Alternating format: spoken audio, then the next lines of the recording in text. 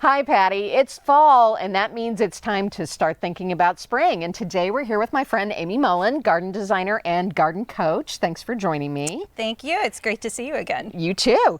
And one of the easiest things that we can talk about first is leaves, because they're all coming down now. So what's your recommendation for handling leaves in the garden and the lawn? Whatever you do, do not rake these up, bag them, and throw them away. They are free soil waiting to happen. So instead of bagging leaves, you want to rake them off of your turf grass, because a thick layer of leaves on the lawn is not good for the grass. Instead, rake them into your beds where they can provide a winter mulch. A layer of about 3 to 5 inches is ideal. That also provides habitat for insects to overwinter. Right, and you could mow over them and do them too, right? Yes, you can also do that. They'll decompose faster if they're chopped up, but then you won't get quite as much benefit for insects in case they've already laid eggs in the leaves that you have. So a couple of options. And while we're talking about leaves, we might as well talk about brush piles too. Right, because one of the options if you have too many leaves to use just as mulch in your beds is to rake them into a pile, including woody debris as a brush pile. The brush pile is another ideal habitat for insects and wildlife to overwinter in. Now, we're done with leaves.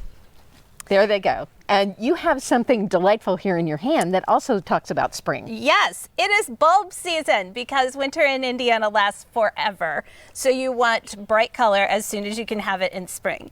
These are drumstick allium. They're related to onion and garlic. And I'm going to plant them in my front yard meadow. They have little oval flowers and they come out in May, about then. But any spring blooming bulb, from crocus to daffodils to tulips, you should be planting now. You wait until after the first frost and you can plant up until Christmas. Which is great. I think a lot of people think they have to do it before then, but if the ground's soft enough, take advantage of it. And your tip is depth? On depth.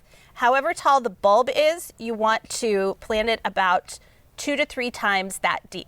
So a tiny bulb like this is only a couple of inches in the ground, but a much larger bulb like a daffodil bulb might be 6 or 8 inches down below the surface. Which is why that soft ground is important when you're putting your bulbs in. And finally, this is also a great time to cut back on diseased plants. Yes. I leave almost everything up in my garden, both to protect the crowns of the plants and to provide habitat for insects and other wildlife. But you want to short circuit disease. So any plant that looks diseased, take that down completely and throw it away. Don't compost it. Most people's compost piles aren't hot enough to kill the fungus that's in them. So that includes peonies, German iris, and definitely rake really well under any fruit trees that you have. They tend to be really prone to fungal infection. Yeah, those are awesome tips. Thank you so much. Thanks, Shannon. So don't forget, Patty, those are the things that we need to be thinking about this fall as we get ready for next spring. I'm Shannon Cagle, the Weekend Gardener for Great Day TV.